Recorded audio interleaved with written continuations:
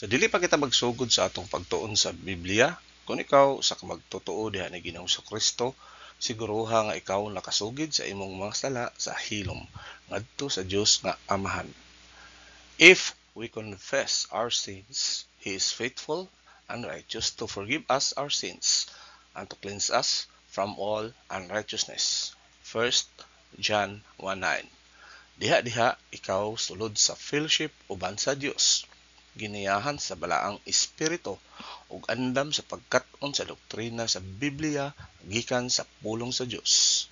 God is spirit, and those who worship Him must worship in spirit and truth. John 4:24.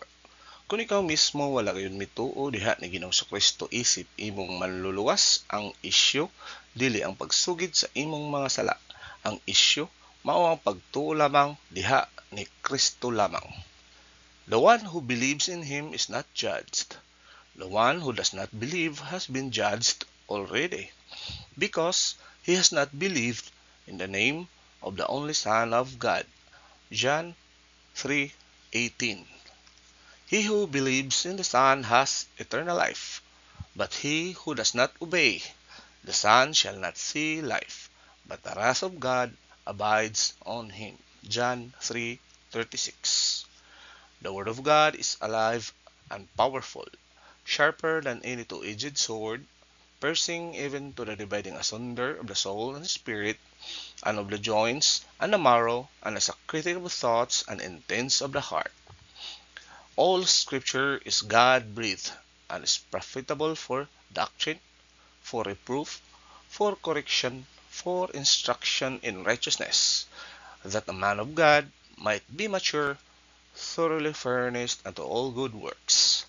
Study to show thyself approved unto God, a workman that needed not to be ashamed, rightly dividing the word of truth.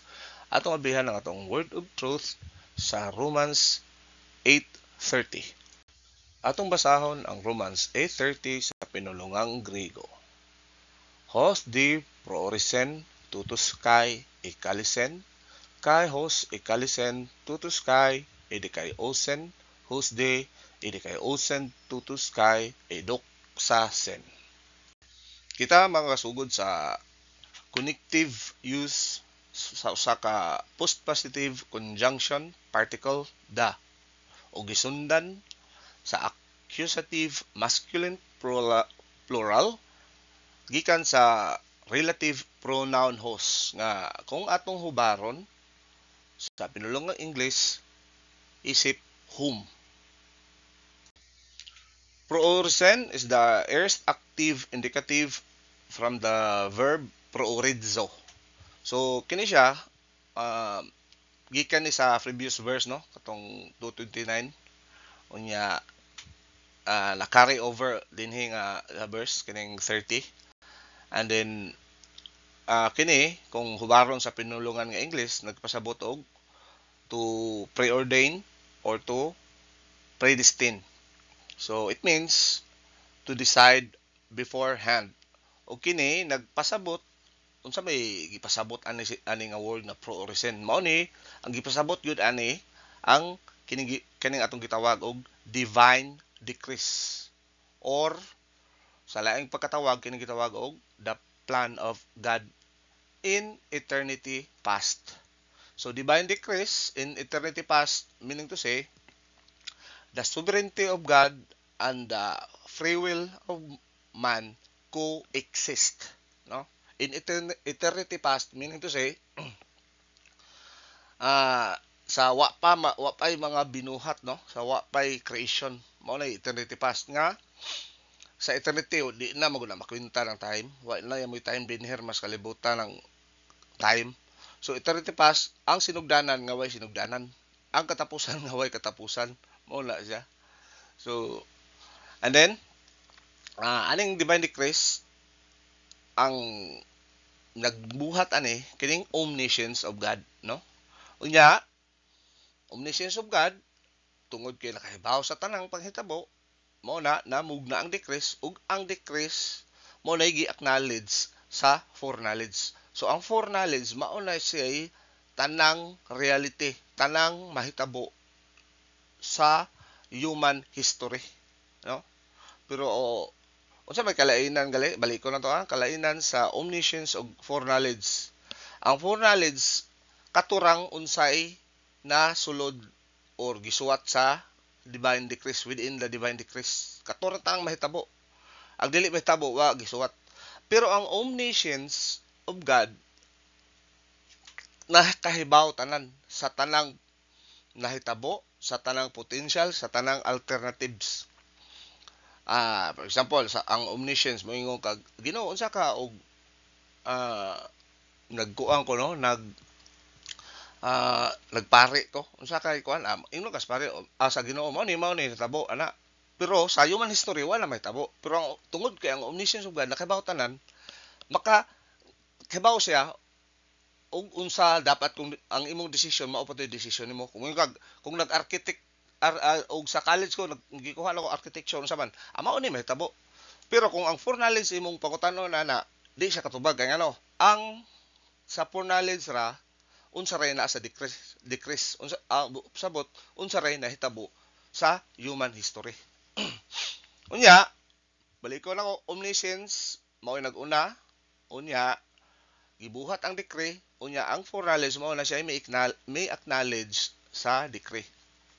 So far mo ni kining phrase nga and whom he foreknew, no? So unsa may buto sabot ni kini siya nagpasabot sa part or section usa ka di ba with sa ang iyang entirety is the divine decrees.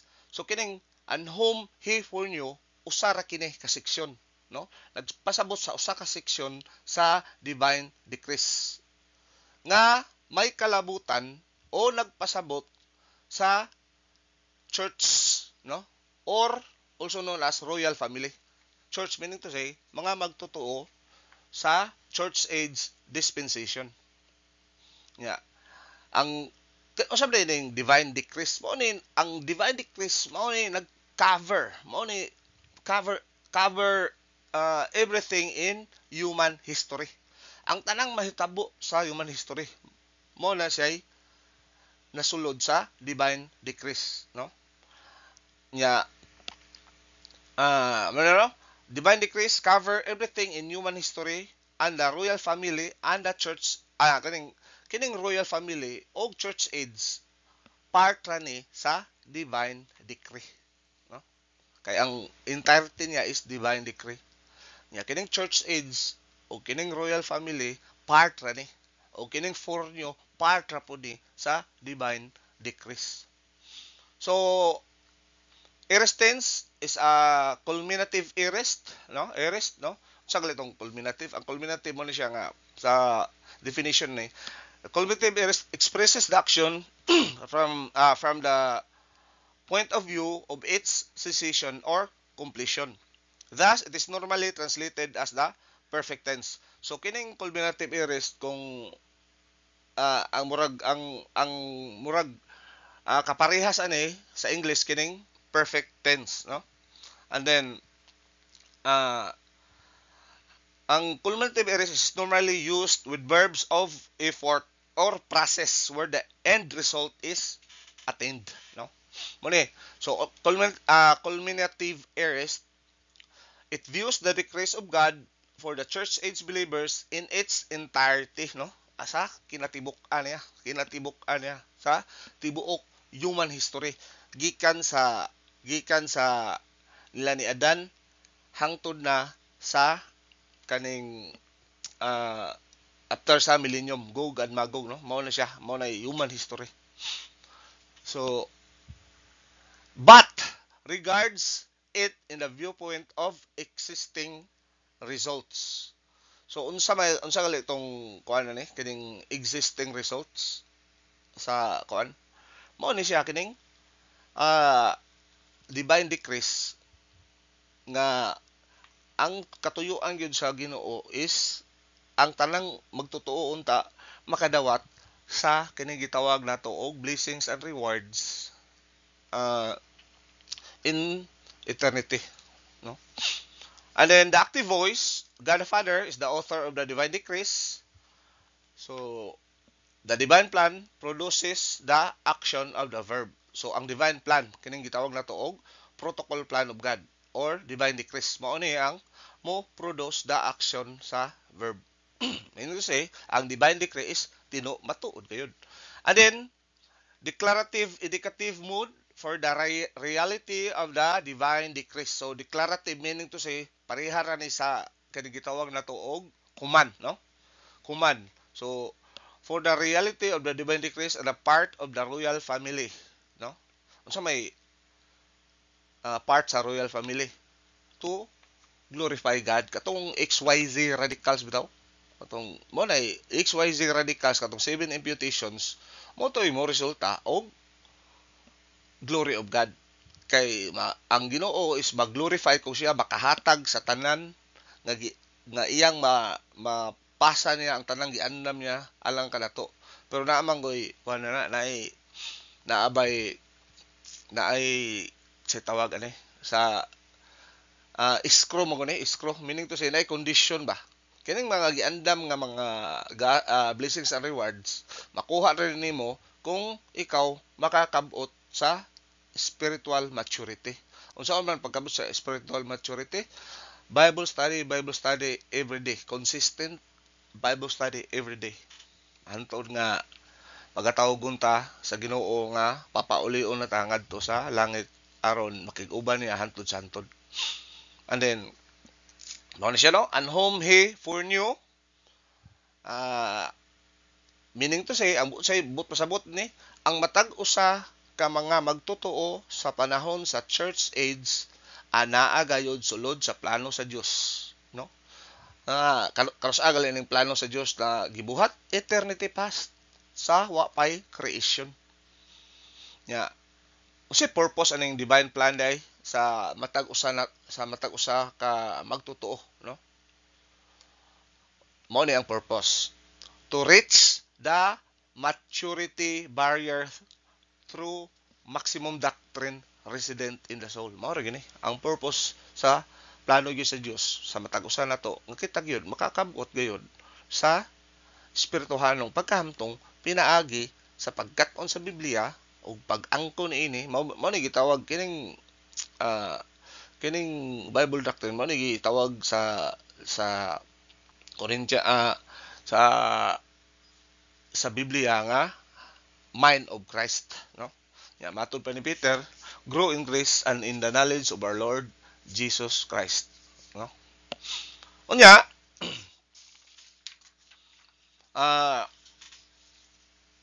kining kung kita makakabot sa espirituhanong pagkahamtong, dili lamang kita makapahimaya sa Dios Amahan, sa Dios nga anak, kundili kita usab makadawat sa kaning gitawag fabulous unique blessings for mature believers both in time samtang buhi pa ta and in eternity kung kita atuan na sa langit, no?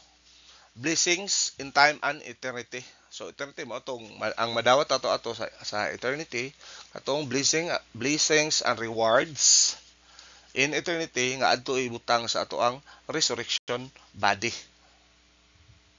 So, ang word nga them sa King James Version nga translation is not correct, dili sakto, no? Kaya ano, tutos is the accusative masculine plural direct object from the demonstrative pronoun hutos.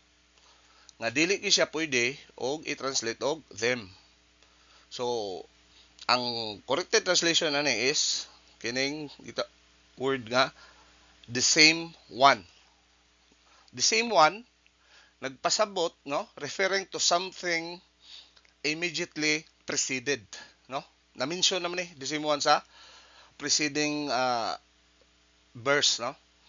So mao ni gitawag nato og immediate demonstrative nga gigamit ni siya dinhi nga verse alang sa pagpahimugat og sa impasiya sa kining gitawag natog church age believer. Ang church age believer nga gi-mention na nga human na nagi-mention sa nag-una nga mga bersikulo. So this same one or the same one mao kini nagpasabot sa church age believer or also known as royal family of God. Unya, we have adjunctive use of the conjunction kay nga at tungod kay adjunctive atong i-translate og also. So i-combine nimong duha tutos kay mao ni siya. He also. So kinahanglan butangan nato og verb no. He also. So ang verb ani mao ang ikalisen. So ikalisen is the aorist active indicative third person singular of the verb kaleo. So it means to call, to name, to designate, to summon, to invite. So dinhi kining ikalisen gigamit ni siya isip usa ka in a technical sense, no? Technical sense for the doctrine of election. So balik ko nako kini ikalisen mao na siya gigamit in a technical sense alang sa doktrina sa election, doctrine of election. Nga kining doctrine of election makita nato ni sa 2 Timothy, no? And then ang kuan niya, ang tense niya is nomic. So kining nomic depende sa kuan no? Depende sa depende sa writer or author sa mga libro, daghan ni siya kanang synonyms. For example, gitawag ni siya og neutral, gitawag ni siya og generic or universal. Nga ang iyang grammatical feature mao ni iyang gi-express ang general truth or aphorism. Mao ni siya. Ang nomic is mo-express siya sa general truth. And then so nomic aorist tense takes the doctrine of election of the royal family of God and regards it so certain as to be axiomatic in character, no? So dinhi ani nga bersikulo kining nomic aorist tense nga gipakita gyud diri nga ang doctrine of election nga alang sa royal family of God nga tinuod gayud, no? Gisuwat diri axiomatic in character. So unsa man ning axiomatic? Self-evident or unquestionable. So meaning to say perfect, tinuod og dili na mausab. No? The active voice, God the Father produces the action of the verb. So ang indicative mood is declarative for a dogmatic statement of fact, no? Something dogmatic ani. All believers in the church age are elected. Mao ni siya. So but pasabot ani nga kung ikaw di ka magtotoo, di jud ka elected. So ang buot pasabot ni ang election mo function ra ni sa imong kinabuhi sa higayon nga ikaw mutuo ni Ginoong Kristo.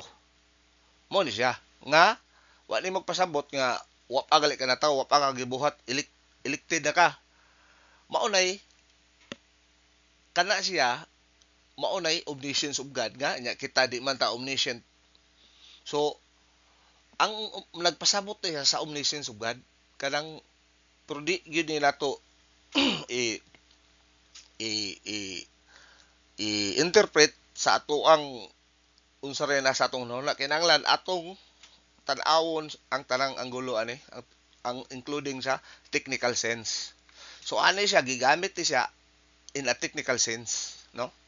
Nga ang election mo function lang ni sa atong kinabuhi human ta maluwas. Kay ang election mao nay resulta sa omniscience of God. Unsa ba lang omniscience? Ang God, ang Ginoo mo nakahibaw mo na tanan sa umaabot sa tanang panghitabo. Sa tanang mahitabo ug di mahitabo. Maka-answer na siya ana. So mao ni siya no nga kining kuan kining indicative mode declarative no.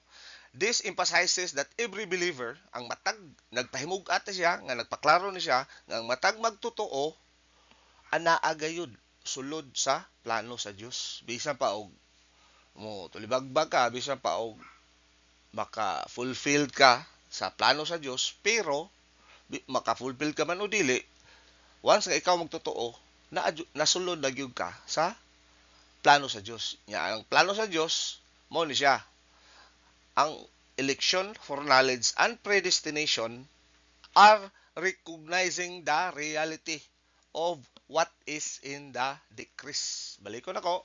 Election, foreknowledge, and predestination are recognizing the reality of what is in the decrees. So, matag-usa na to, wa tagi predestined alang sa pagbuhat sa usa ka butang nga ang Dios nga ang Dios mo ay nagbuot nga kinahanglan buhaton na to dili no. Ang predestination mao na siya kanang atong tanaw na unsay function ani. Una atong ang predestination mao ni siya means that God also knows what you were going to do tomorrow, the next day, the next day, the next day. Mao na siya reality part. Unya ang election may emphasize na siya sa katinuoran nga ikaw anaa gayud sulod sa plano sa Dios hangtod sa hangtod. Yang foreknowledge may emphasize na siya sa katinuoran nga ang Dios nahibalo gayud ahead of time ug unsay imong pagabuhaton. Mo lay kamatuoran. So, pero wala magpasabot nga ikaw robot ka, nga ikaw gi-control sa Ginoo ug unsa imong pagabuhaton. Ang unsa imong pagabuhaton resulta kana sa imong desisyon. Pero nahitabo lang gayud nga ang omniscience of God bisag wa pa nimo buhatan nakahibaw na daan ug unsay buhaton nimo. Pero kanang atong gibuhat karon ato anang desisyon. Mo na say for maunay omniscience. Pero ang foreknowledge gisuwat na dito daan mabutang na migawas ng word nga mao ni kapalaran which is di yun na biblical nga mao mo gud ang kapalaran dili ang ato ang kapalaran ikaw nagkontrol sa imong kapalaran pinaagi sa imong desisyon no kay mingon tag pobre ko kay adak mo ko pobre daghan kayo anak pobre nga dato daghan pog mga anak dato nga pobre. So mo na nagpamatuod lamang nga ang tanang mahitabo sa atong kinabuhi bunga kana sa atong desisyon. Na po mga exemption na, for example tiunan kag pistola, tiunan ka or ingnon kag okay ni hold upan ng bangkuha kay ug di nimo hold upon ng bangkuha patyo na kung hurot imong pamilya o nga na ba kanang under duress ka ba or under compulsion ka. So mo ni mga usa sa mga exception daghan pa siguro mga mahitabo exception. Pero in general ang mahitabo gyud sa atong kinabuhi bunga gyud kana sa atong desisyon dili kay pagbuot sa Ginoo. So mo ni siya. So ang omniscience entered into the divine decrees only the reality. Ang omniscience ang pagkakahibalo sa Ginoo sa tanan iya lamang gi suwat o iyang ato ibutang talag computer kini divine decrees ato lang ibutang super computer aron masabtan nato. So iyang gibutang dito ang ibutangan niya program ang computer ang omniscience mao ni nagbuhat sa program ang katong mahitabo lamang. So mao na siya ang katong mahitabo lamang mao to gitawag og foreknowledge ang reality within the divine decrees. Kaya ang divine decrees mao man ang tibuok human history. Unya ang tanang mahitabo ana mo na gitawag og foreknowledge. Ang nagbuhat sa tanang mahitabo mao ang omniscience mao to gi-enter niya ang program sa tibuok human history tungod kay nakahibaw na siya unsay mahitabo. Pero wala magpasabot nga mao gyud ay pagbuot sa Ginoo. Iya lamang gi butang na siya tungod kay nakahibaw siya. Dili tungod kay Mo iyang pagbuot. Kay matag usa ka nato sa mahitabo sa kinabuhi, bunga ka na sa atoang desisyon. Mao na ang mo magbuot gyud na sa matag usa nato sa atong desisyon is kita gyud. No? Anay mga exception pero mo na siya. No? This reality is described by election, foreknowledge, and predestination. Election, unsa man, is the point of the decision. O man siya. Foreknowledge is the recognition of the decision. And predestination is the function of the decision. So far, mao ni ato ang translation, no? Whom he foreordained, the same ones he also called or elected.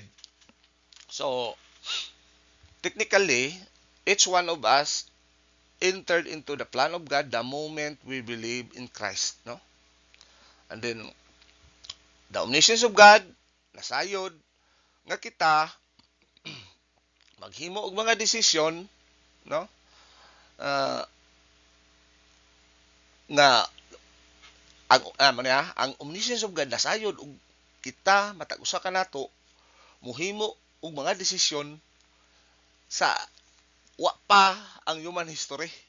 Pero nakibawon ang Dios nga akin ni si kuan mataw ni karon mao ni yang himuon mao ni pero nakibaw lang gyud ang omniscience of God ug unsay atong pagahimuon mao na siya, no? First of all, there is omniscience.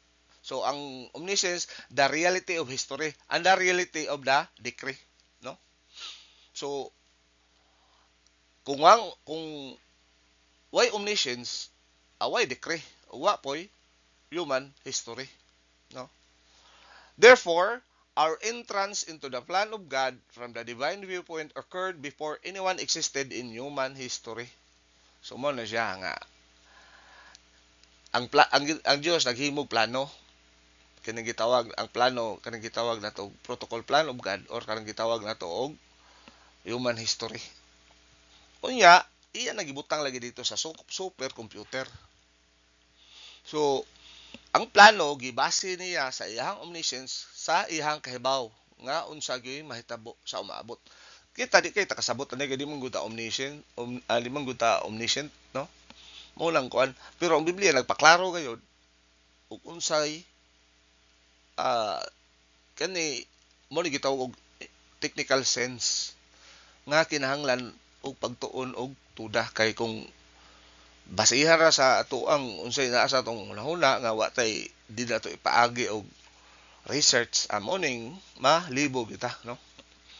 So there can never be greater security than to realize that before human history your entrance into the plan of God was known and guaranteed. It was kinsa may nakibawan it was known by omniscience. Kinsay may guaranteed by the decrees o acknowledged by the foreknowledge of God. Therefore, your blessings of the maturity adjustment to the justice of God were provided before the first man, Adam, was created. So, mo na eleksyon na daan na tanan, no? Tungod sa omniscience of God, no? Election is the doctrine which relates the believer to the plan of God from the eternity past. Therefore, election is a part of the doctrine of the divine decrees along with foreknowledge and predestination. God had a good sense to know billions and billions and billions and billions of years ago, before man existed on the earth, who would believe in Christ during human history. Therefore, the election is the plan of God for the believer designed in eternity past. Election is the plan of God for the believer designed in eternity past along with election, foreknowledge, and predestination. So the key, ang yawi ani, the key to understanding the doctrine of election is ang kamatuoran nga Jesus Christ was elected from all eternity past, and we as members of the royal family of God are in union with the one Jesus Christ who is elected. In fact, an election is the basis for church age royalty with the mechanics of the baptism of the Holy Spirit. So mao ni siya. Whom he called, he also justified. So here we have connective use of the postpositive conjunctive particle da. Ya, dungagan nato sa accusative plural from the relative pronoun hos, no? Nga atong nga paghubaron nato og whom.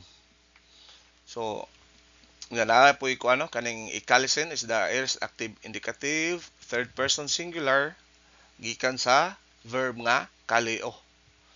And then ang aorist tense is a dramatic aorist. So kaning dramatic aorist, it states the present reality of the election with the certitude of the past events. Unsa man ning past events kining divine decrees, no? Certitude nga certain gyud with certainty nga kuang kanang sigurado gyud, no? Nga sa past events. Unsa nang past events? Divine decrees. Unsa lang divine decrees? Mao ni ang sovereignty of God and the free will of man coexist. Asa nag-coexist during the human history. Kano sa nagsugod ang human history gikan sa garden kano sa mahuman sa millennium sa Gog and Magog revolution. Mao na siya mahuman ang kinatumyan sa human history, no? Active voice, God the Father who is the author of the divine plan produces the action of the verb. Then the indicative mode is declarative for the dogmatic statement of doctrine. So dogmatic nga declarative nga gimanduan gyud, no? Gimanduan gyud nga kini nga doktrina ha matuod gayud o kini doktrina ha certain gayud. So we have the accusative plural from the demonstrative pronoun hutos. So gigamit ni dinhi nga bersikulo to refer to something immediately preceded, no? So naapoy adjunctive use of kay nga adjunctive atong i-translate og also. So sama sa gyapon atong butangan og verb aron ni-translate mo ni he also justified. So mo ning naay di kay oo, no? Ide kay osen mo siya aorist active indicative third person singular gikan sa verb nga di kay oo. So ang di kay oo mo ni siya aorist tense, no? The aorist tense is a constative aorist. It refers to a momentary act of imputation of the divine righteousness at the moment we believe in Christ. So kaning justification mo ni bunga sa kaning di kay oo, no? Mo ni dikayos, mo ni righteous. So unsay bot pasabot ani nga sa panahon sa higayon, no? The moment nga kita mutuo ni Ginoong Kristo, ang divine righteousness. Unsa man ang divine righteousness? Mo ni pagkamatarong sa Dios nga ibutang sa matag usa sa panahon nga sila mutuo ni Ginoong Kristo. Mo na imputed nga wala dili nato ni makuha pinaagi sa atong kamaayo, sa atong skills, sa atong paningkamot dili. Wala mo tay wala tay katakos nga mukuha ani. Pero nakakuha tani. Ang pangutana nakakuha ba tani? Makakuha. Unsaon? Pinaagi sa pagtuo ni Ginoong Kristo. Muli sa panahon nga kita mutuo ni Ginoong Kristo, isip atong manluluwas, kita pagabutangan sa pagkamatarong sa Dios, no? Mo ni balik ko na to katong XYZ radicals mo ni kaduhang judicial imputation, no? Ang judicial imputation adunay usa ka factor. Unsa may factor ani? Ang factor is ang pangutana, what is imputed? Unsay gibutang? Mao ning tubag. Sa panahon sa kaluwasan, ang divine righteousness gibutang ngadto sa matag usa ka magtotoo, no? Anong anak nga higayon na nga there are no antecedents, no affinity, no home or target. Unsa may but pasabot ani nga makaingon kita nga wala ang tao gayud dili maka-earn, dili deserving, walay katakos, no? Good unta nga ang presence of God o ang pagkamatarong sa Ginoo ibutang nga rin kanato, no? So kana sa Biblia kanang makabasa ka og word nga justification or vindication, they are synonymous, pareha na, no? So mao ni siya kung atong i-translate, and whom he justified. So sama sama sa gihapon, no, na ay uh, connective use of the post positive conjunctive particle da as and aning conjunctive ni, no, uh, aning panahon na i-translate tutug-an nya.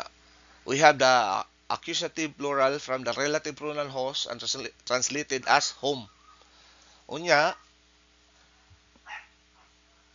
mao to, no, katong balikon ako, no, we have the aorist active indicative of the KOO, meaning to declare righteous, to justify, to vindicate. Aorist tense is a constative aorist, again referring to the momentary action. Katong momentary action is ang judicial imputation. Unsay gi-impute ang divine righteousness sa Dios ibutang sa matag magtotoo sa panahon sa kaluwasan. Active voice, the justice of God produces the action of the verb at salvation, imputing to us the justice of God. So sa panahon nga kita motuo ni Ginoong Kristo, ang hustisya sa Ginoo, no? Ang justice of God mo nay mo butang, mao din ay responsible nga mubutang sa pagamatarong sa Dios mismo. The indicative mode is declarative for a dogmatic statement of Bible doctrine. So mo siya, no? He also glorified. So we have the accusative plural from the demonstrative pronoun hutos, the immediate demonstrative translated as same ones, and then nausab kitay adjunctive use of the conjunction kai. Unya sa atong verb, we have aorist active indicative third person singular from the verb doxaso. So doxaso means to praise, to honor, to glorify, to magnify, to promote. So dinhi kining doxaso nagpasabot to have a share, no? To have a share in glory. So matag usa ka magtotoo, aduna kitay bahin sa himaya sa Dios, no? Unsa na to? Unsa nga pamaagi? Ano ni? The imputation of the divine blessings, nga unsa man dinhi ang imputation of divine blessings, are the glorification of the Lord Jesus Christ. So mahimaya diay si Ginoong Kristo sa higayon nga ang usa ka hamtong nga magtotoo makadawat sa divine blessings and rewards.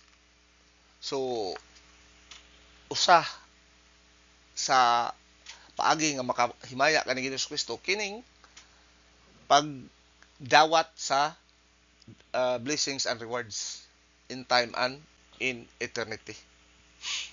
So mao ni siya, no?